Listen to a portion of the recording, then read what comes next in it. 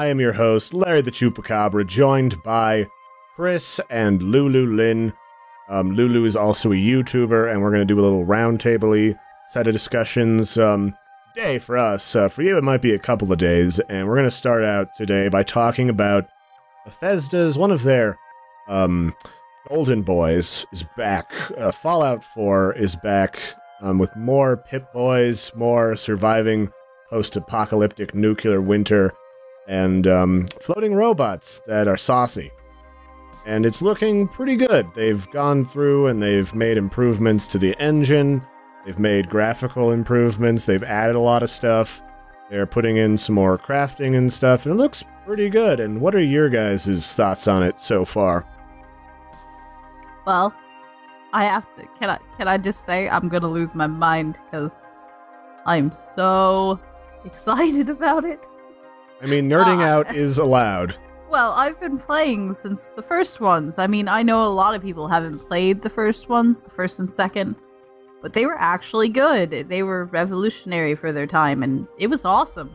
And then the third one came out, and I've been looking at playing the first one and doing some on-camera stuff, and I think if I was looking at information about it, I think it was like one of the first games to do like a bunch of multiple endings with big, well-done, like fully animated CGI endings for little mini cinematics and stuff.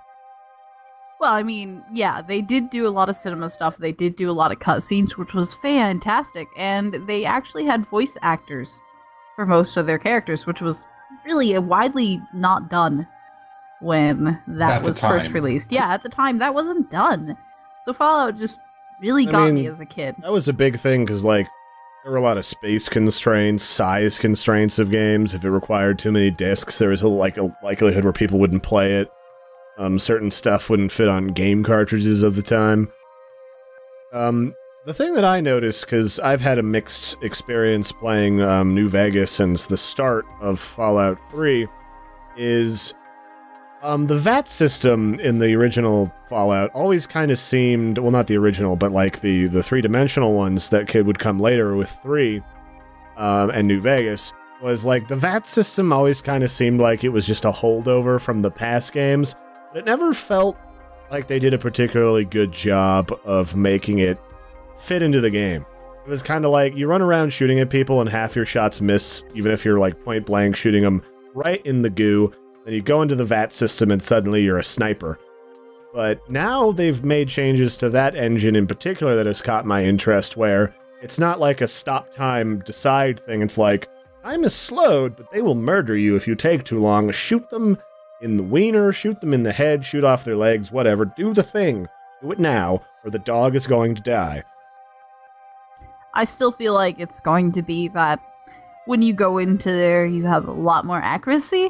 But that depends now on your skills, which they changed that with Fallout 3, because before, everyone had VATs, and it depends on how many points you get to spend each round based on your skills. When they went to 3, it kind of changed from, you know, how many turns you get or how many shots you get to take to just straight up, like, how many shots do you get to take as a sniper with cheats. So I didn't really like that transition, but I have to say I really hope that they change it in this one, because the first and second game were great with that.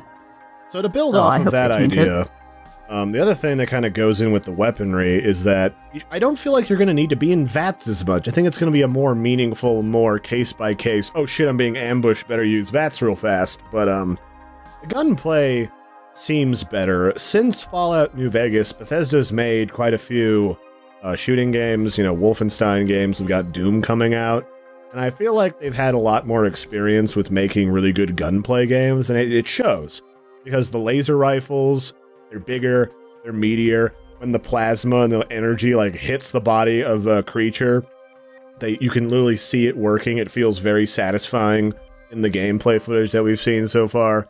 And I feel like VATS is going to be less of like a duct tape the thing together and more of a meaningful combat. Because before, like, you just arrive, enemies would trigger, they shoot at you, they're kind of either really good at accuracy because of your level or they're not, and you blow them away. And it wasn't all that interesting. Now you can talk to people in combat and, like, see if you can't negotiate a settlement after gunfire is started, or maybe sometimes you can't.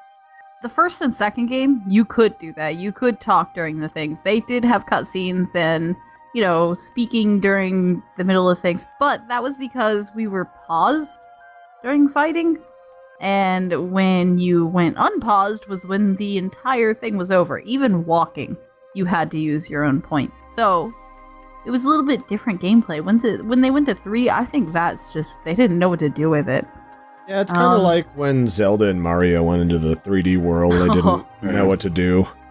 Yeah. So, to me, if I'm understanding this right, because I actually haven't played the Fallout games myself, I'm interested in playing them, but, money. But if I'm understanding it right, it seems like it's trying to be a mix between, like, bringing back the good of the original Fallout, along with some of the good from the new Fallouts. Well, Fallout 3 was actually not made by the people who made Fallout 1 and 2.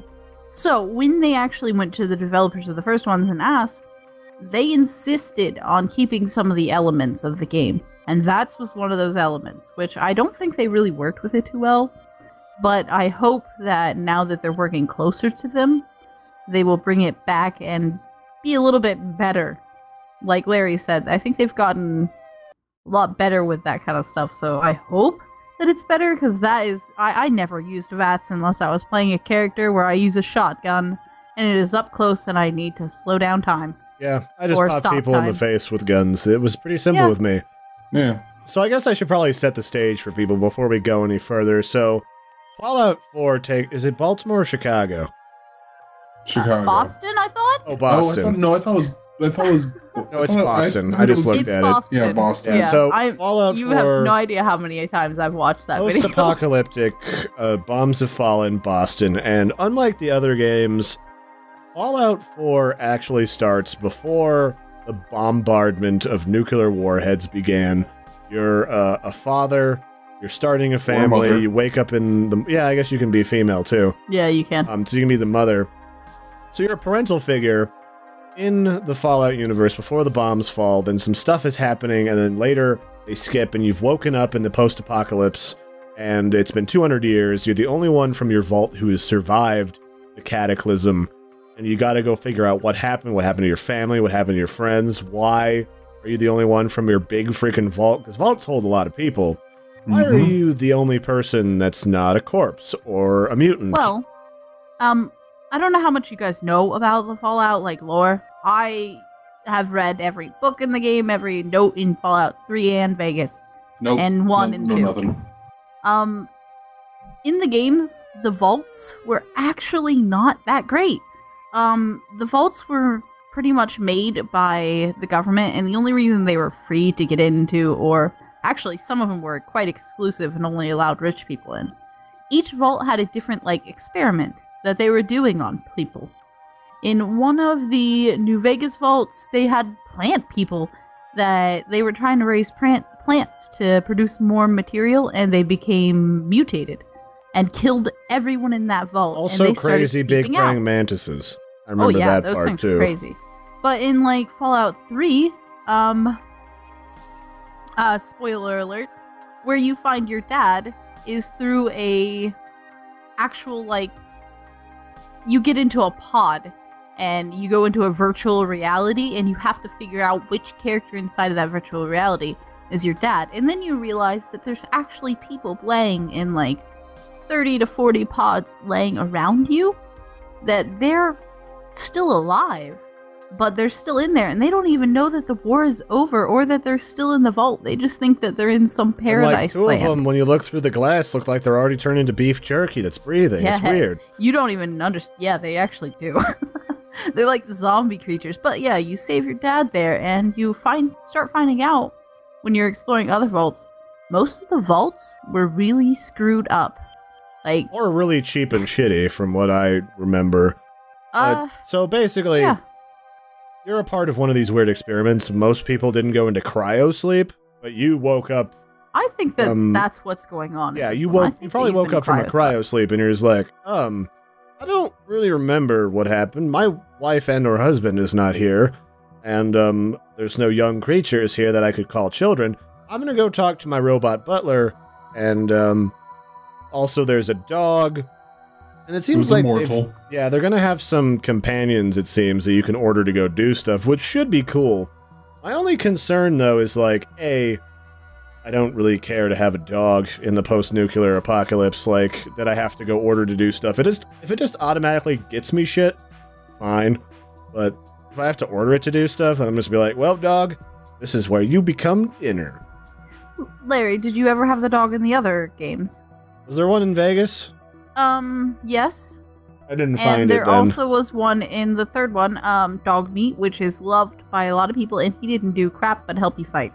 And he died so quickly, I remember having to reload my game every couple seconds. Oh, Dog Meat, why are you so delicious? I mean, some people, I really hope that they keep to the open world idea, and if you don't want the dog, don't get the dog. So anyway, what I was saying was... Yeah.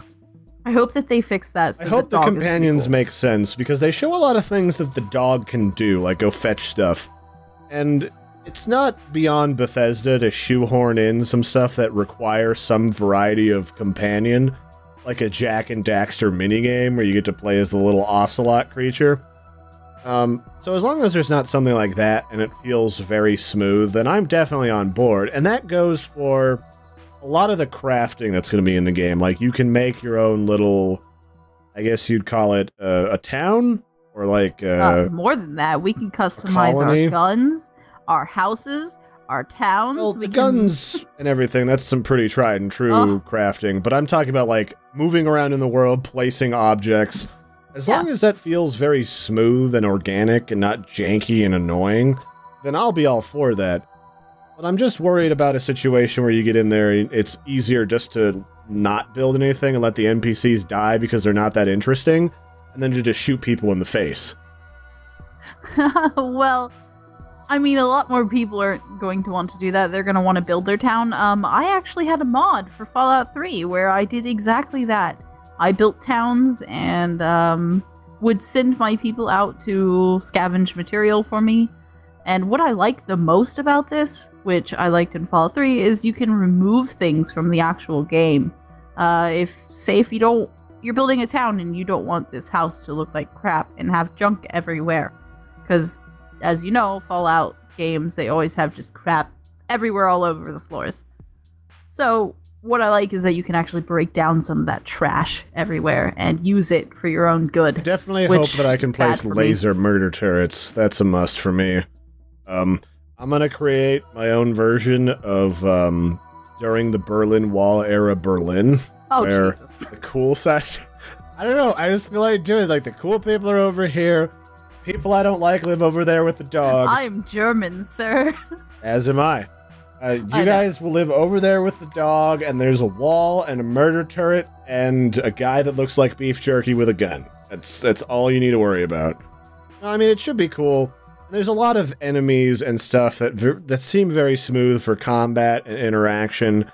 So the more open world feel of it and more smooth, seamless interactions is definitely going to be a plus. And the graphics has definitely had a major update. However, I'm always really wary when companies make a note of not focusing on the graphics, especially when it comes to an open world kind of adventure-y, quest story-driven game, because, you know, The Witcher 3 has come out, and it has got both great story and great graphics, and Bethesda has openly come out and said, you know, we're not going to focus so much on the graphics, but they've got the polygons, they've got the lighting and shading down.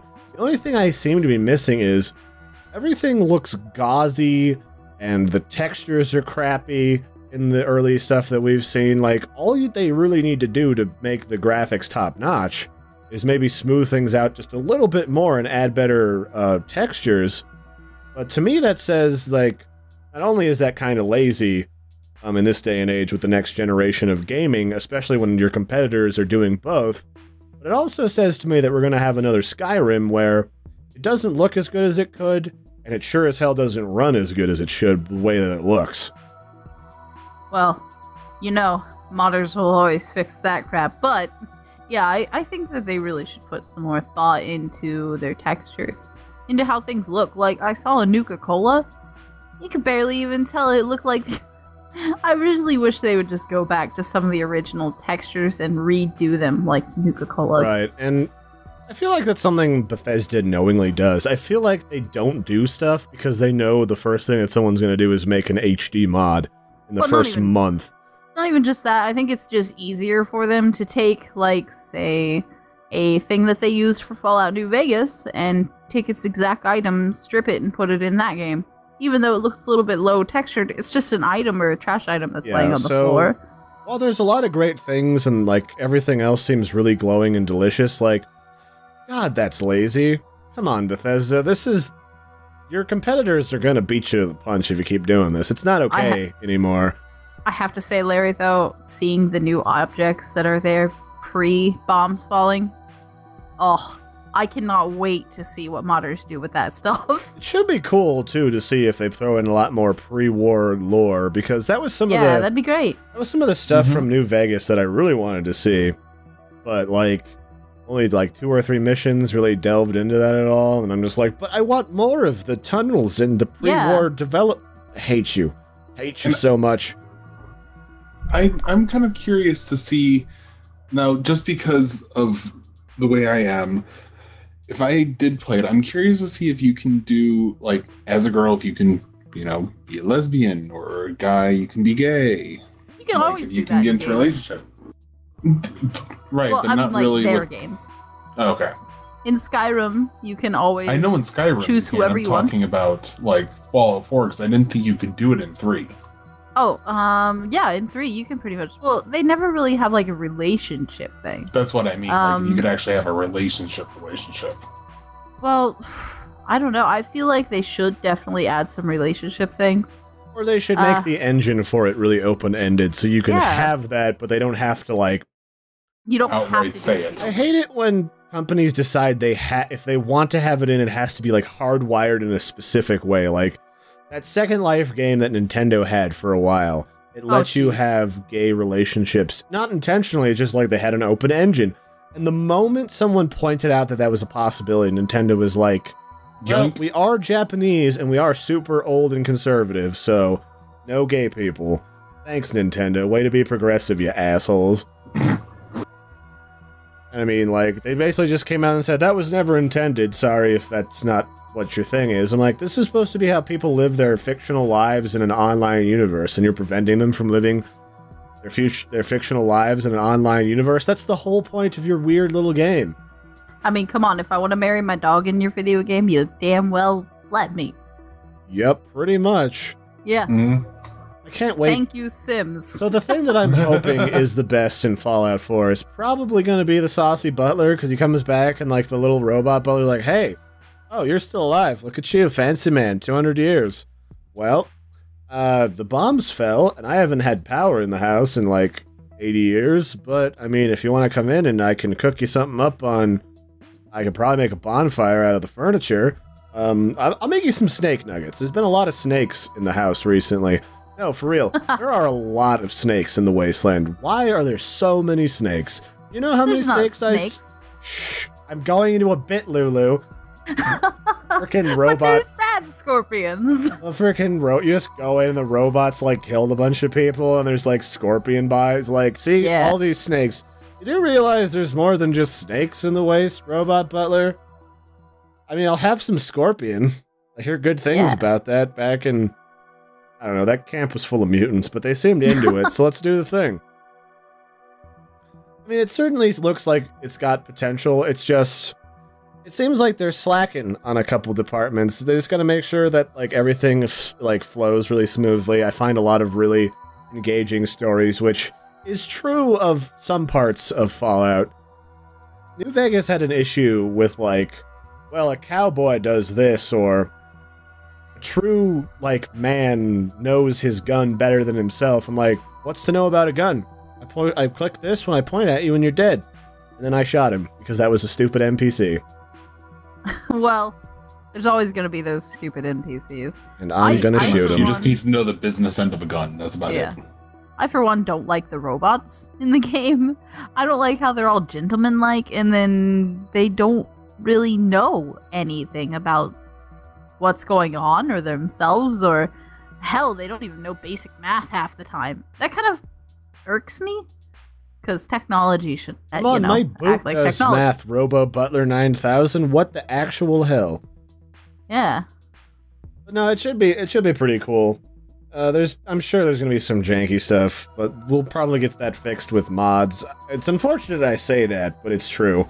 So I'm looking forward to it. I haven't been in love with New Vegas. I'm probably, before it comes out in the coming months, as I ramp up Let's Plays on my channel, probably gonna go through like 1 through 3 and record that.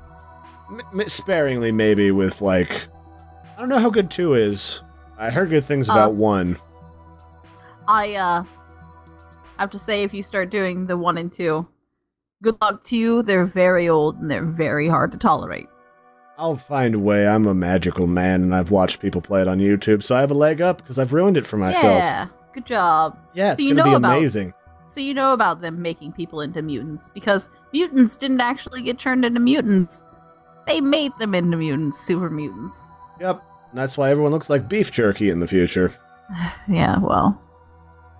Yeah, no, it should be tasty. I'm definitely looking forward to number 4, and they've also got like a minigame thing where you can play like minigames, like old retro like Space Invaders, their own version of Donkey Kong and stuff on your Pip-Boy. Oh man, people peed their pants for that. And you can buy a pre-order edition that comes with a plastic Pip-Boy you can put on your arm. I so want it. So unless you get I that want it one so so bad. that you can have the plastic Pip-Boy, our rule in the PC Master Race is we don't pre-order stuff, kids. Unless there's a pre-order sale, that's fine. But if you're not saving money on a pre-order, don't give them your money till you see the whites of their eyes and you know if it's any good or not. And if you have to wait for mods to make it good, wait. And then buy it on a discount. Because we don't buy stuff that isn't done until it's cheap. Steam summer sale. Yay! Or winter sale. Or Christopher Columbus Day sale. Or Gabe Newell whatever past a kidney stone sale. Yeah. I lived this time. Cheap things for everyone. I'll praise Lord Gaben. Alright, well that's it for this episode, everybody. I've been your host, Larry the Chupacabra, joined by Lulu Linn and Kris, also known as Agent Milk and Cigarettes. We'll catch you next time for more fun E3 roundtable stuff. And don't forget to like and subscribe, because how else will you hear Kris call me a whore on radio, on the YouTubes? I mean, that's what you're into. We're radio YouTube, just like Radio Disney was only ever like on TV when it was interesting. I completely understand now. Yeah. So we just say the words, but we don't actually seem to know the meaning. Thanks, Disney. Bye, everybody.